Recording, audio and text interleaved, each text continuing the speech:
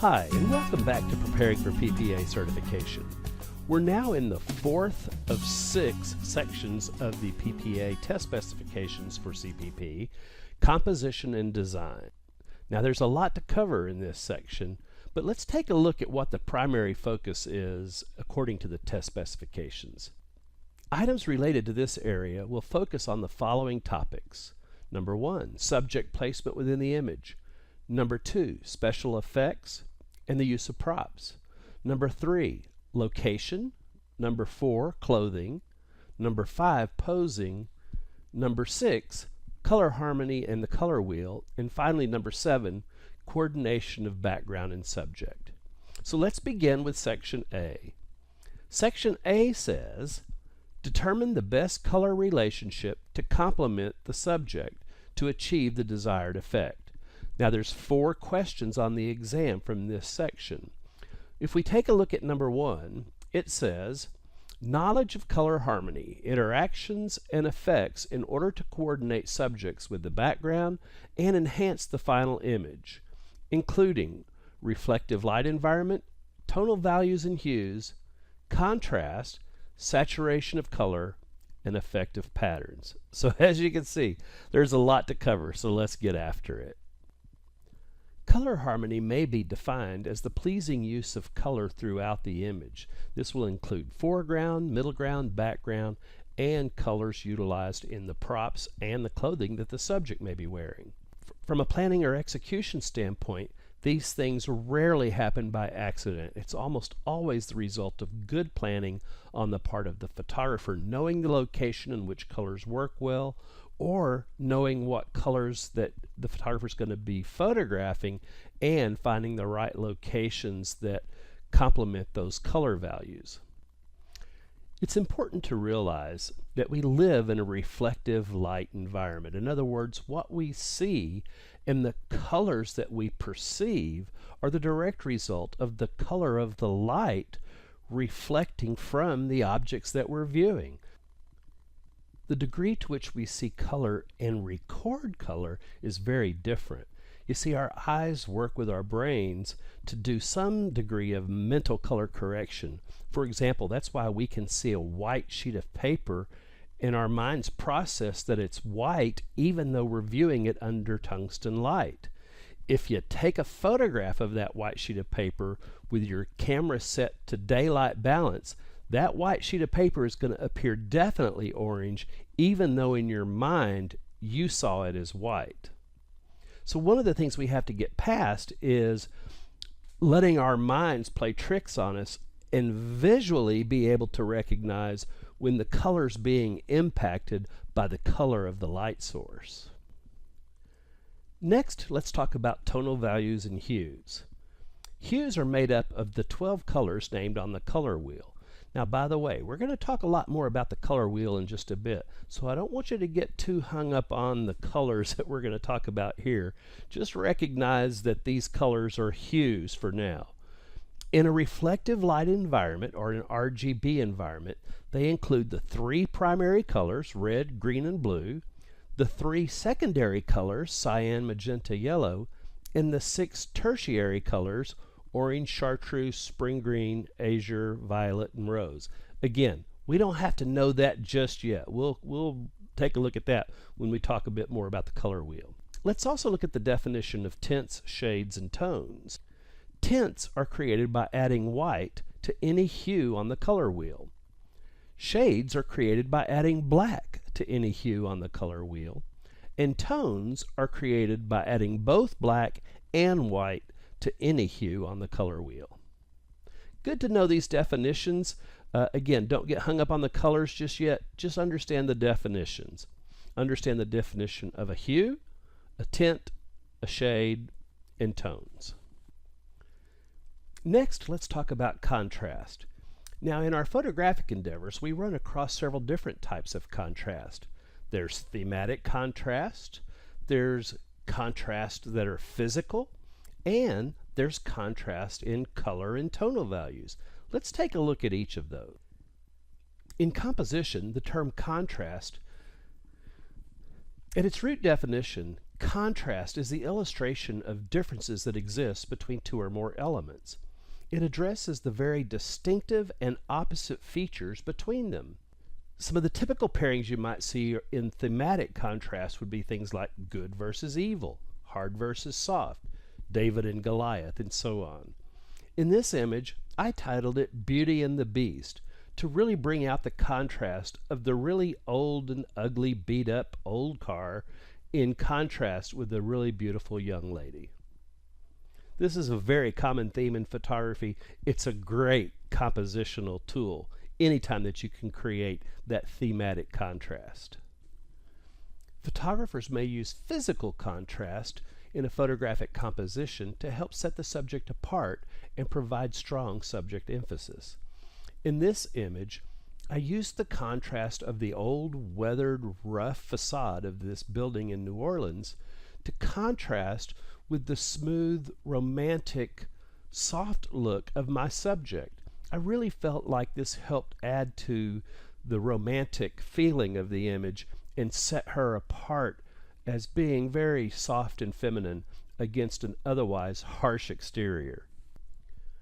Next, we look at the visual contrasts that deal with color and tonal values. This model in her little black dress easily stands out against the stark white of a high-key background. It's that contrast that really brings your attention to the model.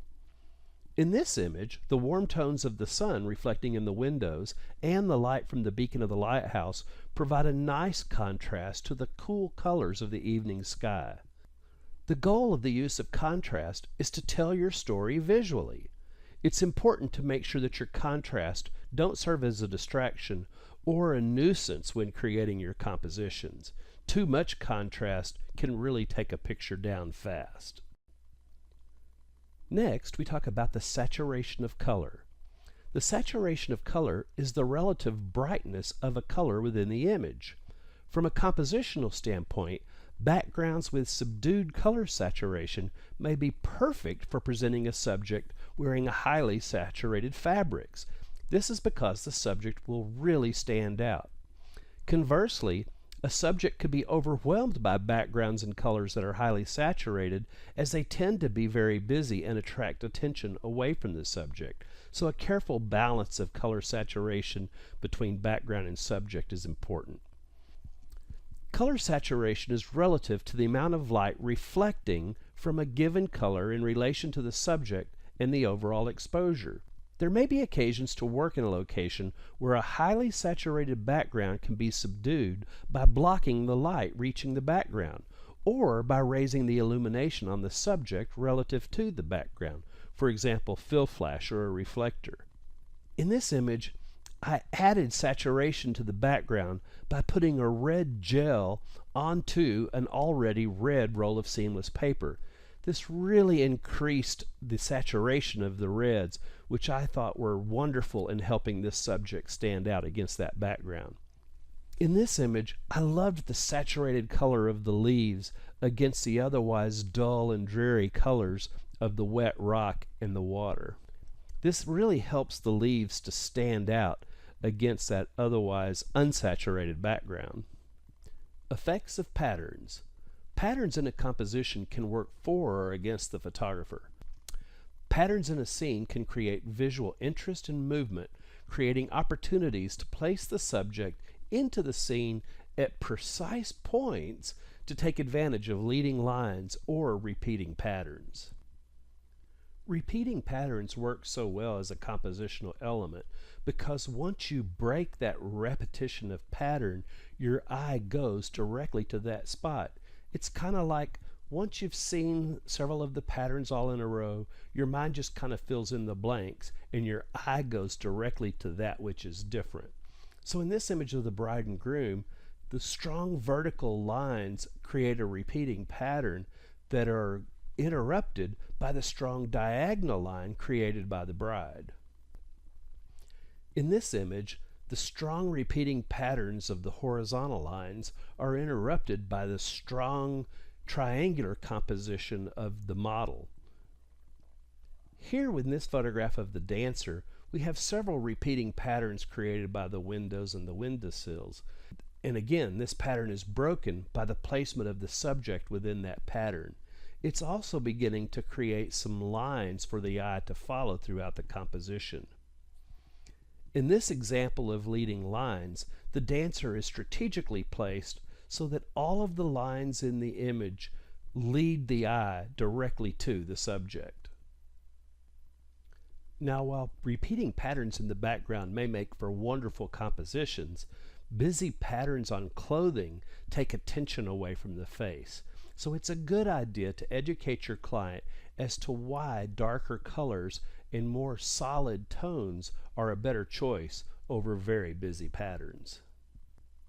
We're now on part 2 of the A section in the test specifications under Composition and Design, which is knowledge of the color wheel, primary, secondary, and tertiary. Now, when I first started studying for the CPP test, let's just say a few years ago, I was really confused by this because I was recalling the color wheel that we learned in elementary school. That's a very different color wheel than what we deal with in our RGB environment. So what we want to learn is the color wheel as it pertains to our reflected light environment, RGB. So the primary colors on the color wheel are GB, red, green, and blue. These are the 3 additive colors of white light. If you remember our early conversations about bit depth and how color is created by combining the various red, green, and blue colors created in those various color channels, it's kind of fun here to look at the numerical values of RGB. Red is 255 in red, but no other color values for green or blue. Green is 255 in the green, but 0 value for red and blue. And finally, blue is 255 in the blue channel, but 0 and 0 for red and green. Now, when it comes to memorizing the order of colors on the color wheel, you're just going to have to forgive me on this because it's all I could come up with. But my device is to remember really young girls can't buy Marlboros, so, nor should they. But the idea here is RYG, really young girls, cyan, blue, magenta, can't buy Marlboros. Really young girls can't buy Marlboros. You know, you can write on the test itself when you're taking the exam. You just write little notes to yourself. And that's one of the things that I would write on that exam paper. I would just go ahead and spell it out. Really young girls can't buy Marlboros, so that I could remember the order of items on the color wheel. That way I've got that as a resource when other questions come up as to how colors are created. Now, I mentioned this just a few moments ago, that opposing colors on the color wheel are known as complementary colors. That would be a good definition to keep in mind. The other definition you want to know about are the tertiary colors. Tertiary colors are created by mixing either one primary color with one secondary color or one primary color with 2 secondary colors. And you can see on the color wheel here where all those tertiary colors are. I'm not sure how important it's going to be to memorize all those tertiary colors. I think if you've got the hang of the color wheel with the primary colors and the secondary colors and how those are created, and if you just know the definition of the tertiary colors, I think you'll be good to go. Now, at the beginning of this section, I mentioned that red, green, and blue were the 3 additive colors of white light. Let's take a look at this in a real-world situation using theatrical lighting. Common theatrical lighting uses a bank of red, green, and blue lighting overhead to illuminate the stage. If the stage is lit with only the red lights, you can imagine that everything looks, well, sort of red. But if we add a second set of lights into the mix that are green, combining the red and the green lights produces yellow lighting onto the stage. When the blue lights are added to the mix, now the eye perceives all of the color as natural because it's utilizing equal parts of red, green, and blue, the 3 additive colors of white light. Again, we deal with additive light because we live in an environment where we view reflected light, and we're capturing light reflected from a subject which picks up the color values of the light source illuminating the subject. We've already seen that when the colors shift, we have to utilize some sort of white balance corrections in order to get perceived proper color. We also have to deal with this when we calibrate our monitors, because our monitors create an image and emit colors utilizing an array of red, green, and blue pixels. But as photographers, we also deal with a situation of subtractive color. We come across this when it comes to printing our images. Photographic processes that involve applying inks to paper achieve various color shades through the mixing of pigments or dyes. The secondary colors we saw in the RGB wheel are cyan, magenta, and yellow. These are the three subtractive colors that are used to create the primary colors of pigments used in the printing process. If I'm laying pigments or inks on paper, combining magenta and cyan gives me blue. Combining cyan and yellow gives me green, and combining yellow and magenta gives me red. It's interesting to note that if you combine cyan, magenta, and yellow in equal parts, you get what's known as neutral density. It's sometimes referred to black, although it's not necessarily the pure black that we sometimes think about. Just consider it a neutral density. When we're adjusting the color for printing or output, we also deal with subtractive color. For example, to adjust an image that is too blue, we reduce the amount of blue by adding yellow. Yellow absorbs blue. We're essentially subtracting blue when we add yellow, and the same is true for the other complementary colors. Number 3 says, knowledge of how colors portray mood. The study of color includes the effects of color to portray mood. Now, photographers will use color to give visual clues and insight into the mood that's trying to be projected within the image. There's a lot of symbolism that goes along with color. For example, red might indicate angry or hot, where blues tend to indicate cool or cold. In this image, I boosted the warm colors to prepare this desert scene for printing. It adds the feeling of being in a hot desert. The truth is, this image was taken in very early March, and there were places with snow on the ground. The image feels very differently when I boost the cool colors. It adds to the feeling of cold. The fact of the matter is, the day was very hazy and the colors were very bland. But knowing the effect of color on mood gave me a couple of options for preparing this otherwise drab image. Many colors create associations with nature. For example, blue water and green vegetation. Let's take a look at some of the common color and mood associations and symbolism.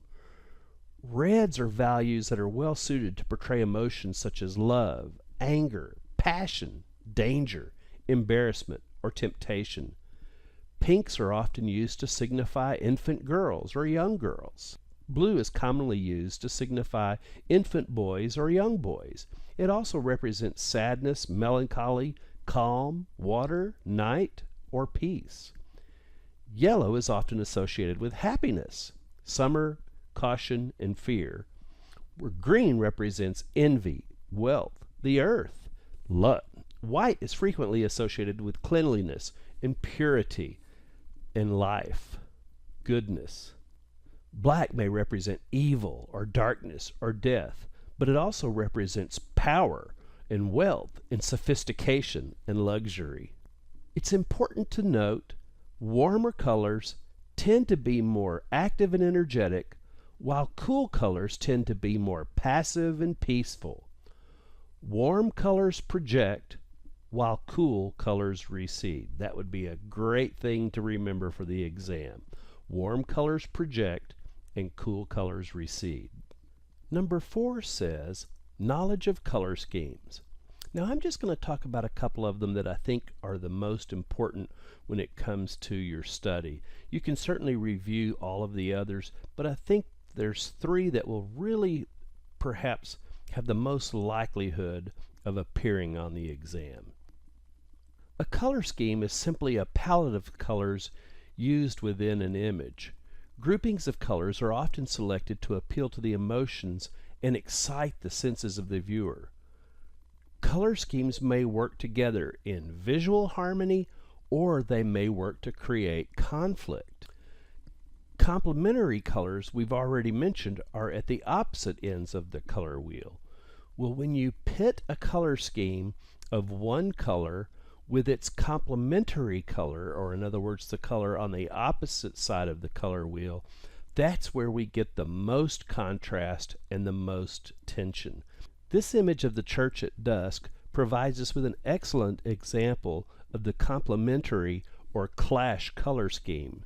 The blue color of the sky is exactly on the opposite side of the color wheel from the yellow tones that we see in the windows.